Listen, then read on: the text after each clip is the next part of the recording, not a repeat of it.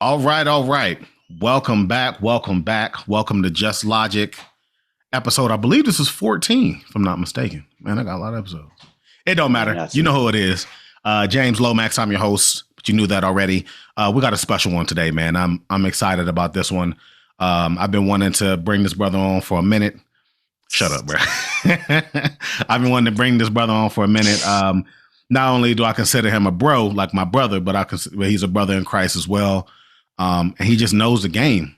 Usually he not talking unless he knows what he's talking about. So without further ado, I'm gonna introduce my boy Delvin, the founder, the CEO of Hello. ProMaterial in the building, giving game to these pros, giving game to these children. What's up, bro? Ain't nothing. Is this thing on? Is this thing Is this on? Yes, it thing is. on? It's D Sanders. I'm back in the building. Yes, sir. Every Yes, move sir. that I make is for my children's children. I don't want to talk. That boy rhyming accidental. Nah, he did that on purpose. I want y'all to know he planned that, by the way. Yeah, man. I've been wanting to get you on for a while. Obviously, we've had a lot of sports go on throughout this year. In my opinion, it hasn't been the standard that I've grew up, watching. So I haven't really been posting as much as I would like to. But football has been very, very entertaining. I don't have a specific focus other than I wanted to chop it up with you and talk about mainly why we view things the way we view things. But before we go into that, I do want to give you the opportunity to introduce yourself, who you are, what you do, and how you got into the business that you're currently operating now, and even talk about your career in baseball as well, if you like. So yeah, I do want to give you the opportunity to introduce yourself. Man, well, how much time you got, buddy? Nah. Hey, Man, Delvin Sanders. How far back you want me to go? I I mean, can talk. I'm trying to, yeah. Well, accommodate. for the sake of time, let's just keep it to what you're doing now, your vision for ProMaterial, how it got started, and then you can briefly give us, essentially your baseball highlights, if you will, and how you got started into the business that you're doing now. I guess I'm the founder and CEO. I didn't realize that until James said it. But my sophomore year in college, I went and did something retarded. I wasn't saved yet. And I went and got a tattoo on my left shoulder with a baseball on it that says ProMaterial.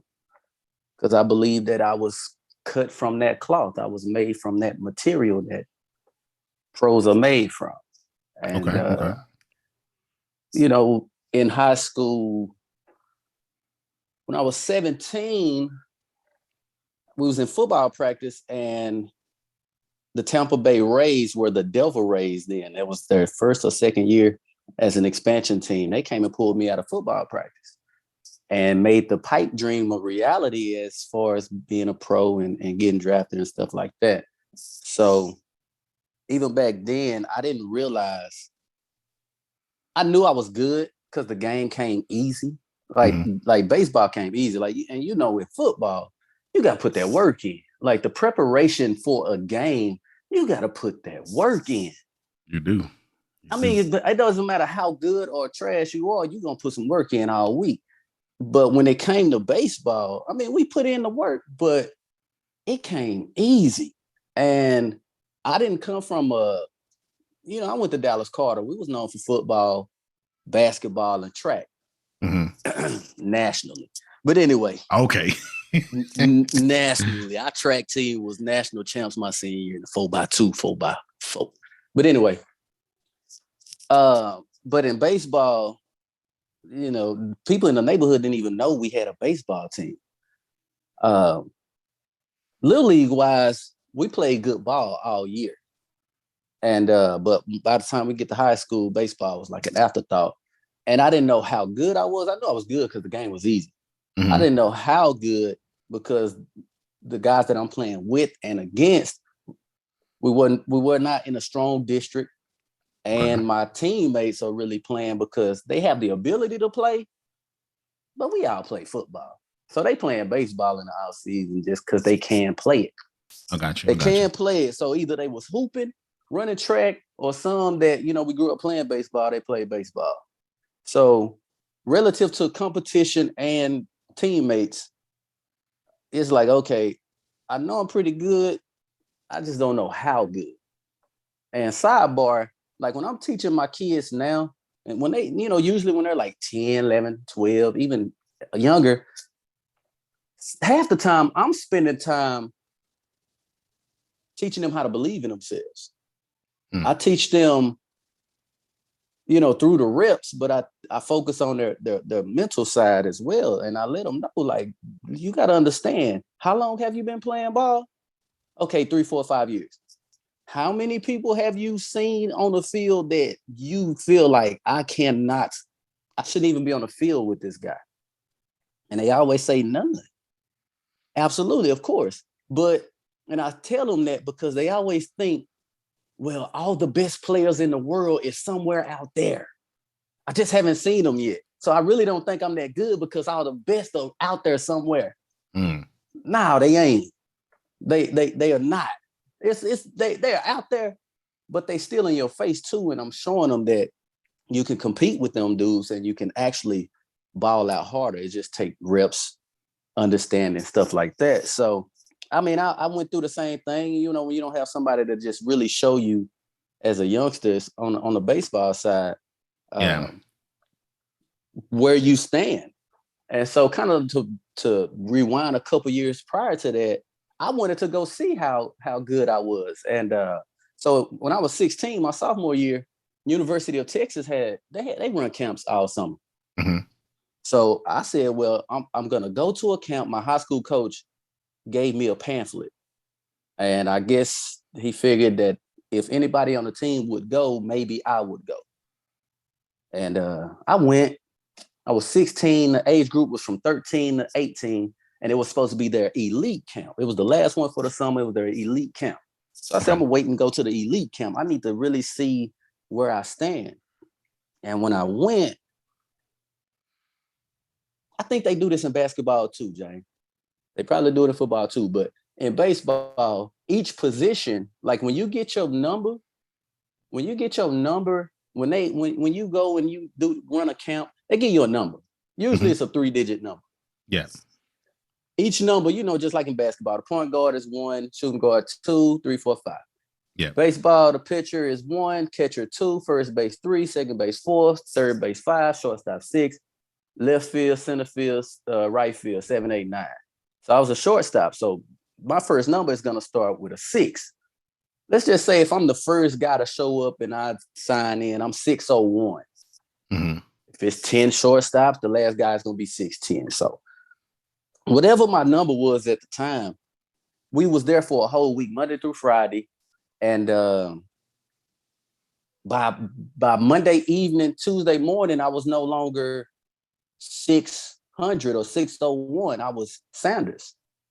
So, they like, hey, Sanders, come here. Come here real quick, Sanders. Hey, Delvin, come here. Yeah. And then I didn't measure myself according to everybody my age or younger. I'm looking at the 18-year-olds like, bro, like I'm working this dude. Okay, I'm working all of them. Okay, I might be all right. I guess I am okay for real, like for real. Like we got folks flying in. We all going into Austin to go to the camp. So, okay, I might be all right. And then when the scouts came in my senior year, it was a couple weeks before I turned 18. I never had a workout. I never had, not a workout, but a hitting lessons. Like I train kids now, but I didn't get my first hitting lesson until I was almost 18. I was 2 weeks away from being 18 years old before I got a first hitting lesson. So I'm just playing off of raw ability, which you can't do that in baseball. You can't out-athlete nobody in baseball. You can't do it. It's like that in baseball, tennis, golf. You can't out-athlete nobody. Your skill set is number one. Your athleticism, that's the icing on the cake. Yeah. So they come, long story short, I become a prospect through my senior year. My projection at that time, they had like 50 rounds in the draft.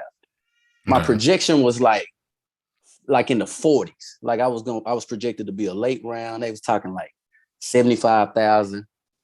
And listen, that's the signing bonus. That's 75,000, not per year. That's your bonus. That's 75,000 one time, and it better last until if you ever make it to the major league level. The average major leaguer, they spend about 4 or 5 years in the minor league. So you're talking like 75 stacks over about 5 years, best case scenario on an average. So you're talking like 15,000 a year. Yeah. Nah, I'm gonna go to school because I need to go. I need to go anyway to get my reps. Yeah. I understood. Like everybody around me was like, "Oh, you about to go? You about to get?" I don't know, because I'm looking long term. Like if I go, I understand that I just had my first lesson at basically 18 years old. Yeah. And the scout told me, he say, listen, you're raw, you're full of talent. You don't have an IQ, and your skill set is very minimal. We have 10, there are 10-year-olds out here that know stuff about baseball and the fundamentals of the game that you don't know. So you got to grind twice as hard in half the time. And that was my mindset up until probably 2 or 3 years ago. Like I was on twice the work in half the time at 35 years old. Like I finally started slowing it down and mellowing out a little bit. But I understood that, man, the game will be there.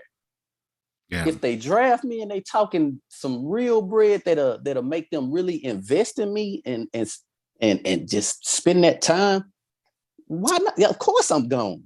But if they talking like 75 stacks and we talking like 5 years, if like skip school for 75 or you can look at it as 15 a year, or go to school, build your draft stock up, give it another shot. If you cold like that, you'll get another shot. Most people, they get another shot.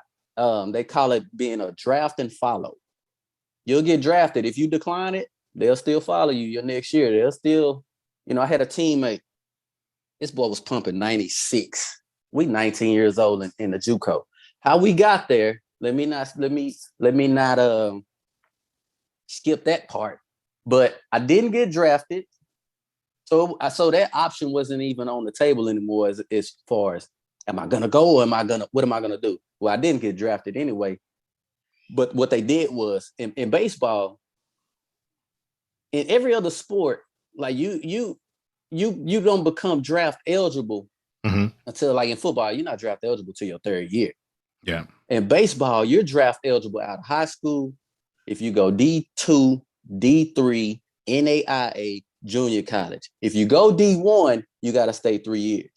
So they sent me, I think 1 or 2 more guys from the Dallas-Fort Worth Metroplex, 2 guys from the Houston area, and some more prospects. Another dude, good friend of mine from Cleveland. They sent us all to Odessa College, a junior college out in West Texas.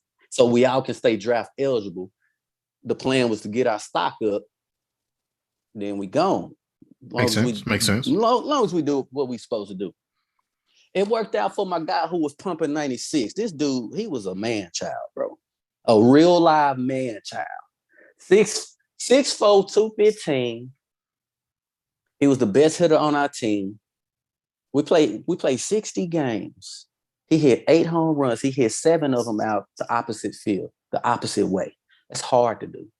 Then he get on the mound and he's throwing 96. His curveball falls off the table when he throw it.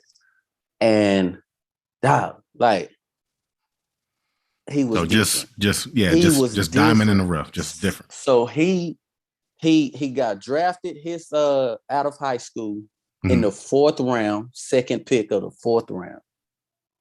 He didn't take it because they was only offering $300K bonus. You're still gonna get paid when you're in the season. Yeah, but you're gonna be getting paid peanuts, So you really you're eating off your bonus. So he didn't take it. He became a draft and follow. The following year, he signed for $500,000 signing bonus. Ended up going to the Pirates organization. Okay. But long story short,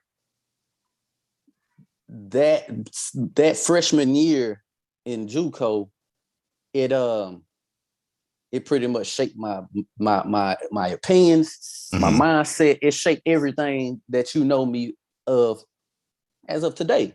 Sure. Because me and all that talent had to sit on that bench because baseball, you can't out athlete. And you know how I think about quarterbacks. You can't out athlete the game at a high level. And you can't do it for a long time. If you can, it's not sustainable. Yeah. And I had to learn that because the game caught up with me as a freshman. The game catches up with everybody. Wherever you slacking or you're lacking in your game, it's gonna find you out. I tell the youngsters, high school just highlight your attributes. It's gonna highlight everything you're good at. College is gonna expose everything you don't know. Pro ball, you about to find out how much you love the game because that grind's stupid. Yeah, it's retarded. So my freshman year, I sit on the bench, bro. We played 60 games. 60 games will give you about 200 at-bats, I think. Okay. How many times you get, let's say plate appearances. How many times you go to the plate? You'll probably go, I was a leadoff hitter. Eventually, I became a leadoff hitter. Leadoff man a hit in college, you'll hit 4 times, sometimes 5 times a game. So 4 times 60, you're talking 200, 240, 250, 250 times at the plate. So I had 22 at-bats that year. I went 2 for 22, me and all my talent. That average is that's a .091. I still remember that batting average. That's a 0.91. And I had to watch lesser talent play. I wasn't tripping off the lesser talent playing. I understood, well, their skill set is further along than mine.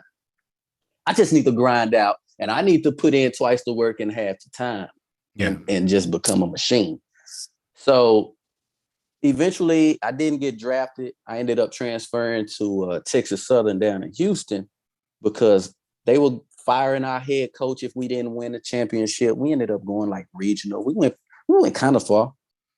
And so they fired us, and my assistant coach said, "Hey, yeah, man, it looked like they about to get rid of us. So if there were some schools that was checking for you when you was in high school, you might want to holler at them or whatever, see if they still interested." At Texas Southern, they was on me since my junior year, and so I hit them up, and I already had a couple teammates. I already knew some guys that was on the team, so it was easy to get plugged in over there, and I went that route. And going into my sophomore year, I mean, I learned so much from being at the junior college level. My assistant coach, I mean, he taught me so much. I almost pretty much learned the whole game that year, plus getting my reps. So my IQ got up, transferred to TSU. I didn't play much. I don't think I was gonna end up playing too much anyway. I had a senior in front of me. I was a sophomore, and that senior, he was balling. I was giving him a run for his money, but he was balling. So it was understood. I was getting a little PT, and then I made a diving play one day, and when I dove, the first thing that hit the ground was my elbow and hyperextended my shoulder. I almost tore my rotator cuff. So I almost had to I got a red shirt, a medical red shirt. So now I get me a 5th year. And long story short, play out through college, ended up getting all conference my senior year. And didn't get drafted. Nothing, it didn't fall through according to plan. And but I had offers to go play independent ball. Independent league is just like hooping overseas. Yeah. playing Canadian football. That's their own league over there. It's their own professional league in Canada. They're independent of the NFL.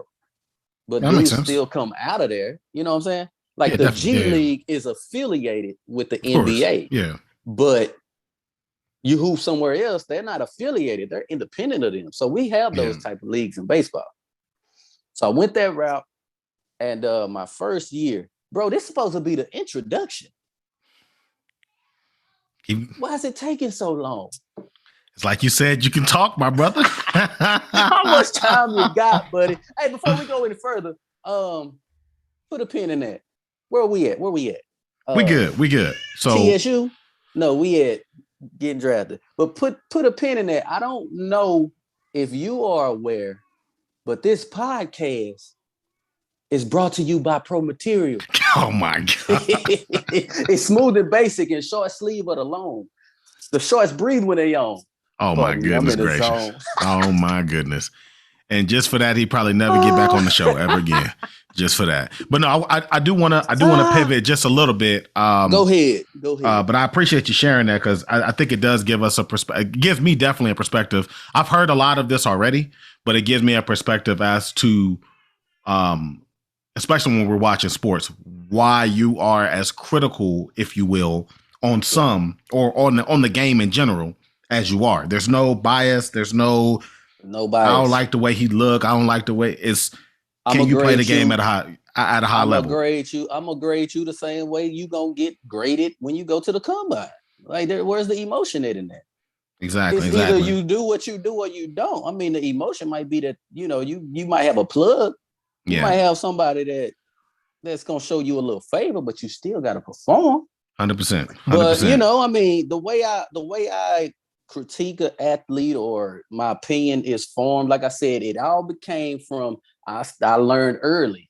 You have to learn to become a skilled ball player. You can't keep playing checkers and you can't out-athlete everybody. So I just graded according to, I came up with my own little system based on what they do. Yeah. And what makes up a ball player at the end of the day is your natural born talent, your skill set, what you've learned, and can you play the game how it's supposed to be played, your IQ, your heart or your will, and production. If you're doing those 5 at a high level, sign me up. You don't even have to do all 5 of them at a high level, but that's how I grade or determine who I think is great, whoever I think is average, mediocre, trash, whatever. It's on those 5 things. It ain't based on and you might throw this name up. I know you. But I don't rock with Steph Curry. Like I don't like his, I don't subscribe to his game. Yeah. But I'm gonna say he's the best shooter I've ever seen in my life. It has nothing to do with what I prefer. The best shooter to ever be walking. So it's you can't really argue that.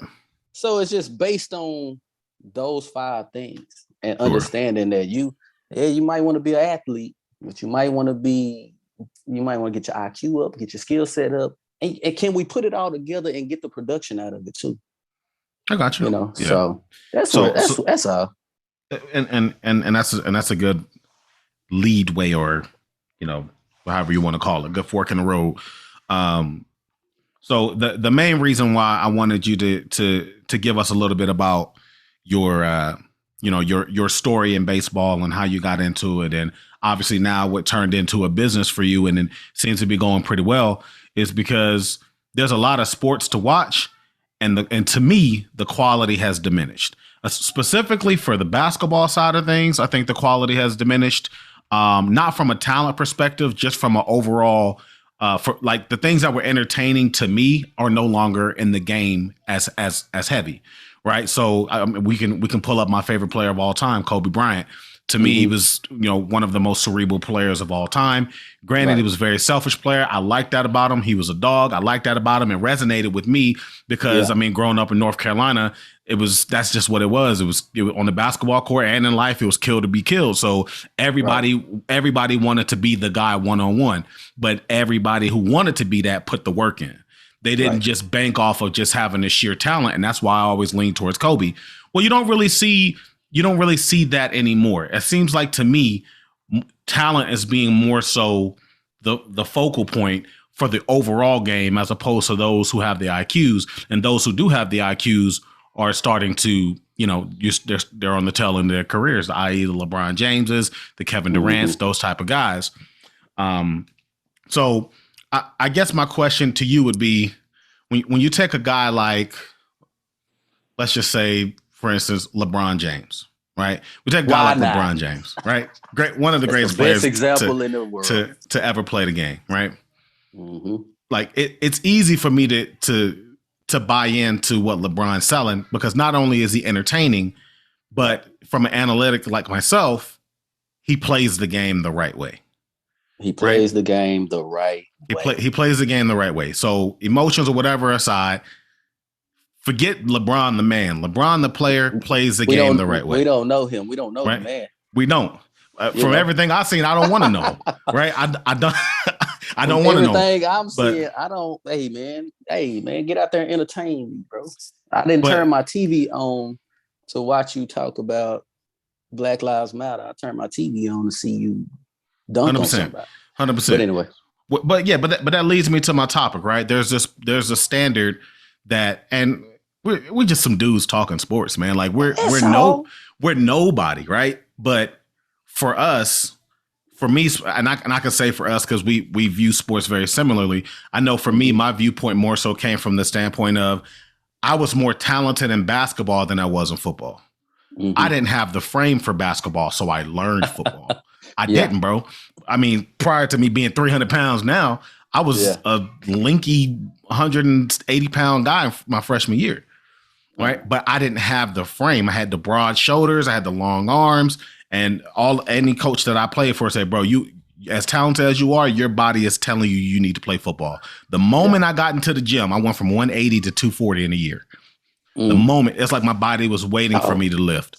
So, but basketball helped me in football. It helped me with my footwork. It helped me with my athleticism. It helped me with my stamina, endurance, because you're running all the time.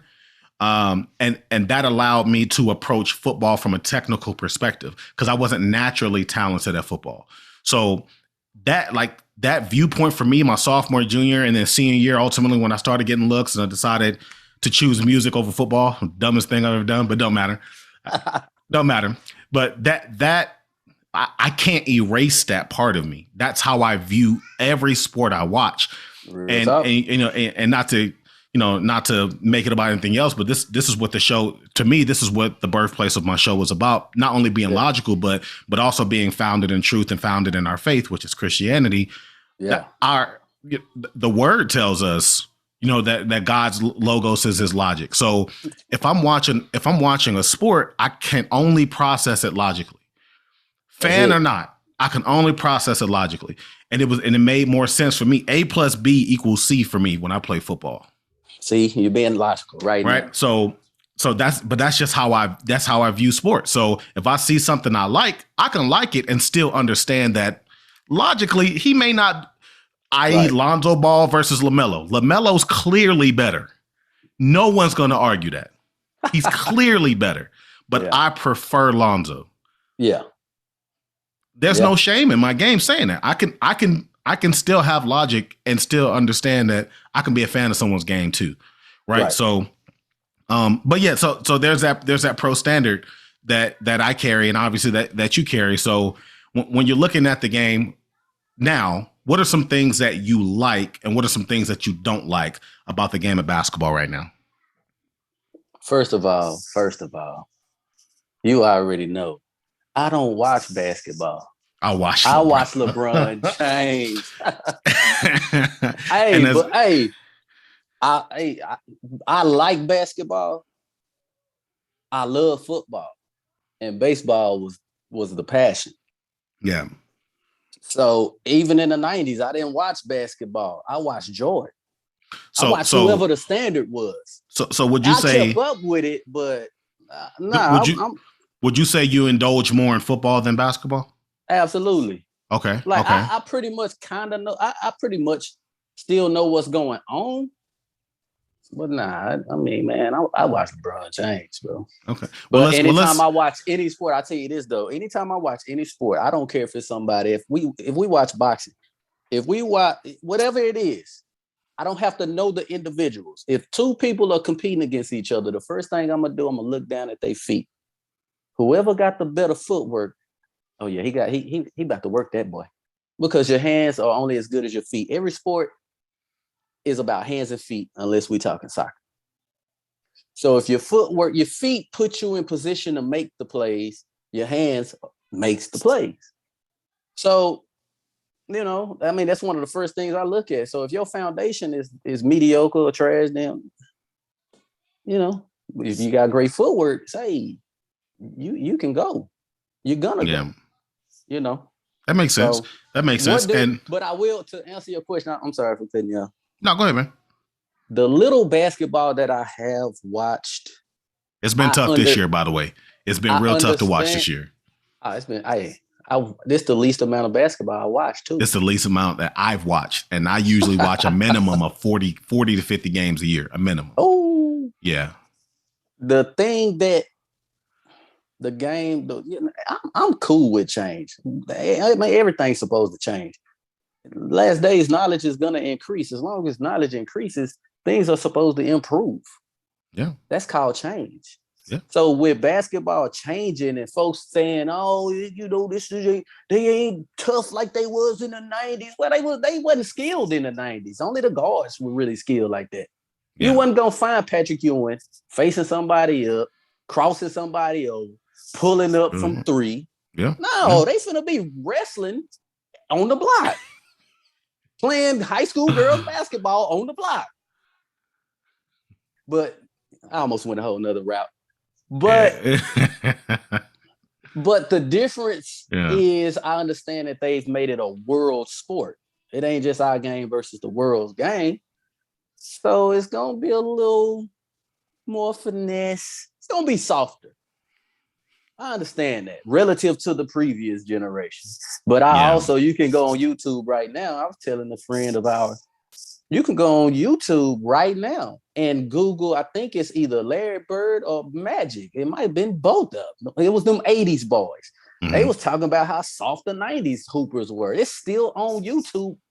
That's just what it is, bro. That's just what it is. And guess what? They're going to be saying that our kids' brand of ball is soft. There's footage of I'll never forget, there's footage of Magic Johnson. It's Magic, Larry, and Jordan, and they taking a picture.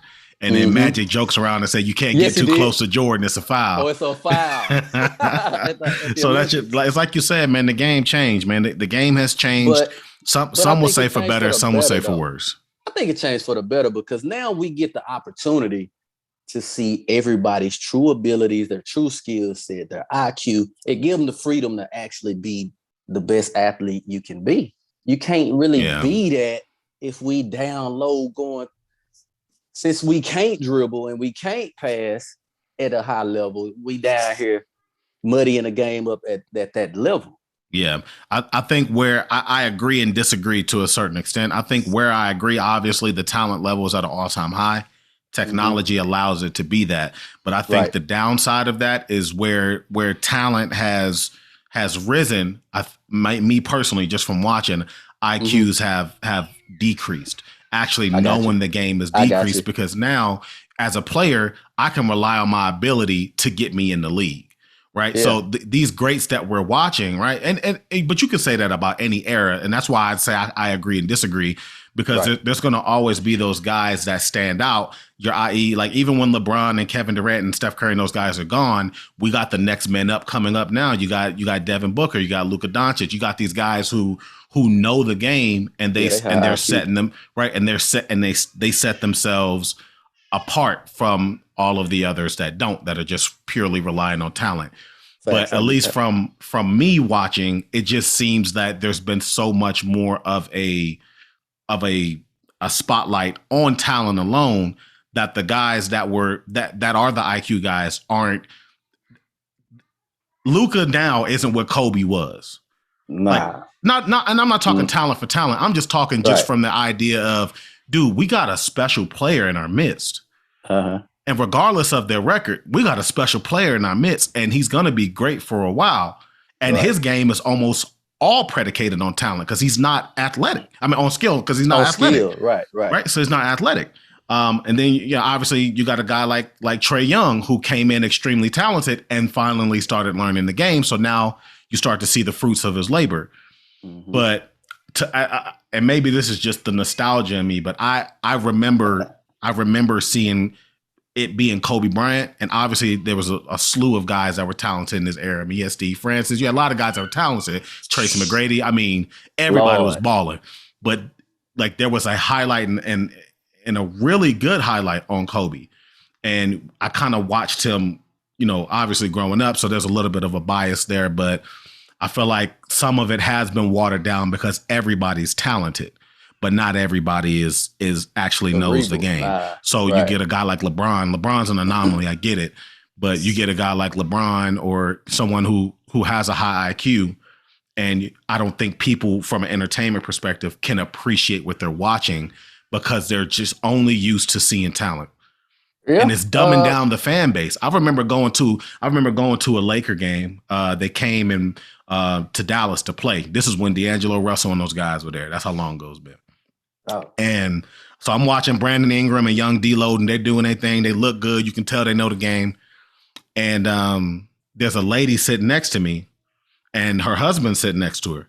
And they're both Laker fans. And they don't know nothing about the game.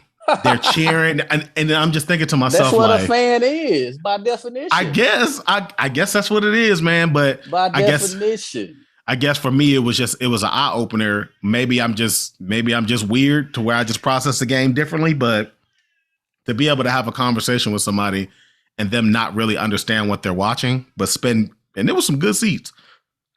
And spend money to be there.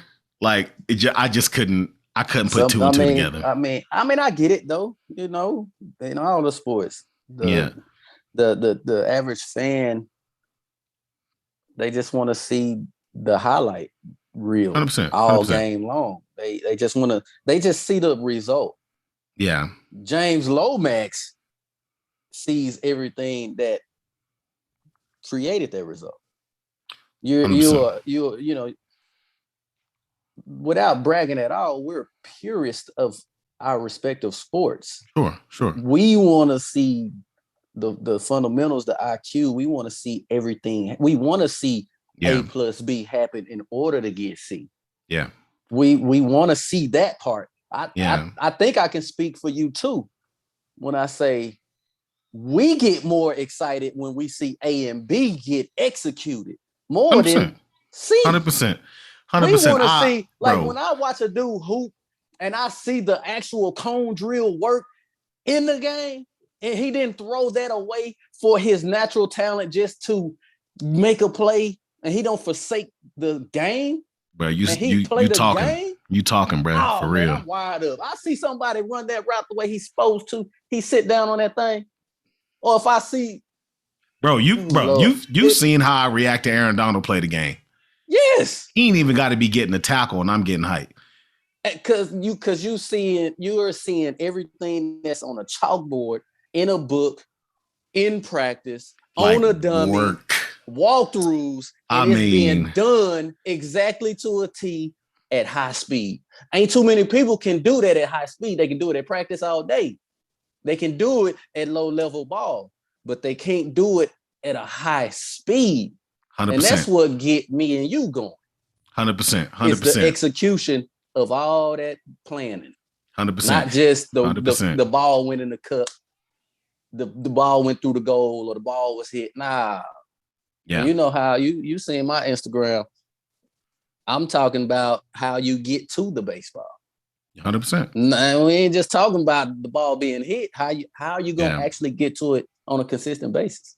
Definitely. So I mean, that's just part of us being analytical like that. And Speaking of these Rams, I'm gonna end it with this.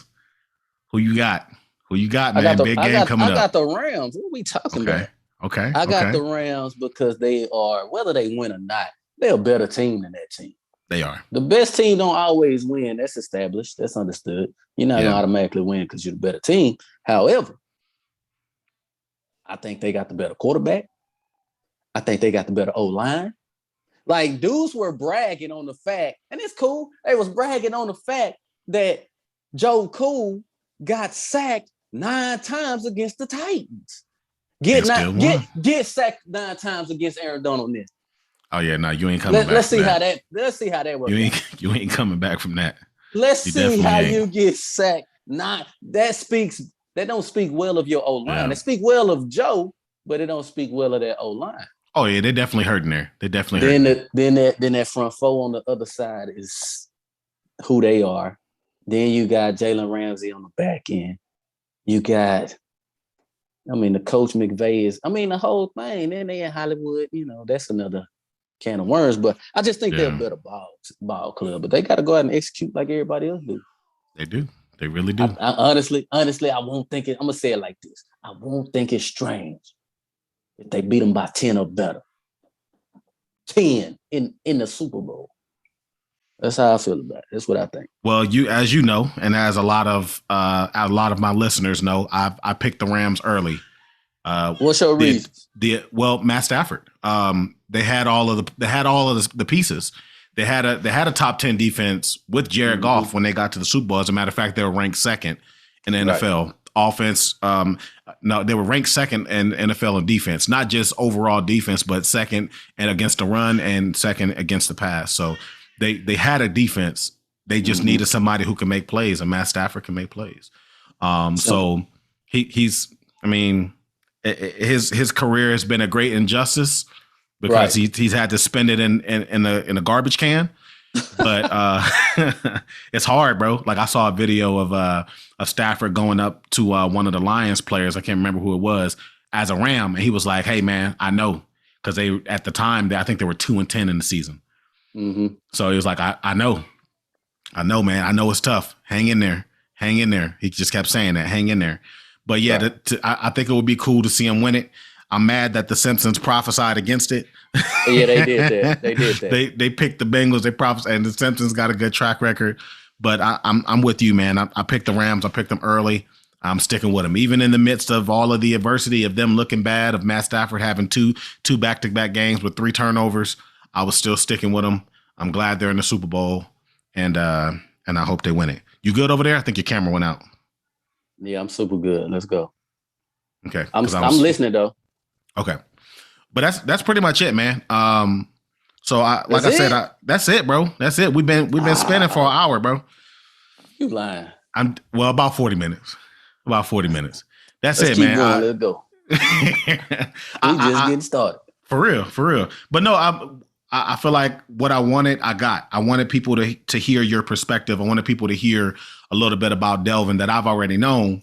And it's just cool to hear it from somebody who's actually had a trajectory and has had some success going after it as hard as you did. So naturally, how you view things are going to be different just based on the expectations that were set on you. And then ultimately you ended up setting on yourself. So for me, it was learning the game of football and wanting to be competitive. I had to be technical in order to produce. I couldn't just run. Now mind you, high school, I played basketball, so I didn't understand what 40s were. So when I'm 250 pounds running a 4.6, I didn't know that was supposed to be something impressive. Yeah, you as was a sophomore, right? So I didn't know that because in basketball, it's just everybody's rolling. But when I learned the technical stuff of the game, that's what started to set me aside. And then it allowed me to be more of a leader because I understand, I can bring an understanding that others weren't really getting, and they weren't really grasping as naturally as I was. I've always been a nerd, so just applying that type of mindset to a sport allowed me to see some success in it. So, no, man, that's pretty much it, bro. Anything else that you wanted to say before we wrap it up? Yeah, to piggyback off you saying, being technical, that usually, like, for example, like Steve Kerr, most coaches in any sport, a lot of times they were marginal players. So they had to study a lot 100%. In order to keep up. And then 100%. you get your Steve Kerrs and those type of guys. But I was kind of different in the sense that I was an athlete. Oh no, you had to IQ. Yeah, you had to get it So to I get there. had to go crazy Mm-hmm. IQ wise, which made it that much sweeter once I finally got it. Yeah. But I had a coach, and whoever's listening, maybe a youngster might be listening. My coach my freshman year told me, he said, because baseball is a skill sport. He said, you got all this athleticism and all this talent. What you need to do is you need to focus on your fundamentals. And when you do that, it's going to make your talent go crazy. So I'm saying that to them too. Focus on the fundamentals, focus on the mechanics, focus on the IQ, and it's going to make your talent look even greater than what it is. Because it's going to clean up all the wasted motion. It's going to clean up everything. Yeah. And it's going to make you appear to be even more athletic, but it's going to put you in the proper position to make these plays. Dope. That's good, man. That's good. Well, like I said, man, I appreciate you coming on. I appreciate you sharing. Those who are listening, as you know, we like to post every Friday. That's going to be coming up. I plan on having more guests. I'm not going to make it a regular thing just because I know for a fact Zoom likes to compress audio, and I like to have really good sounding audio. But I would like to have, more guests come on and just give their perspective. But you already know where I'm going to go with this. If you don't follow me, please make sure you follow me, and please follow ProMaterial Baseball and ProMaterial. I'm not just saying that because this is a good friend of mine. I'm saying that because if I was a baseball player and up and comer, I don't even play baseball, and I believe in the process that he's teaching over there. So if you haven't already, matter of fact, go ahead and plug that for me if you don't mind. Let them know where they can find you. Like you said, ProMaterial Baseball on IG. That's pretty much it. I'm getting back into the social media game. I've been off social media almost 10 years. So I'm only on because of the business, but that's it, man. Just hit me on Instagram. That's where I'm at anyway. Perfect. Well, that's it, guys. Again, I'm James Lomax. This is Delvin Sanders. Thanks again, Delvin. I appreciate you. No problem. And we'll catch you guys on the next one. Absolutely. Yes, sir.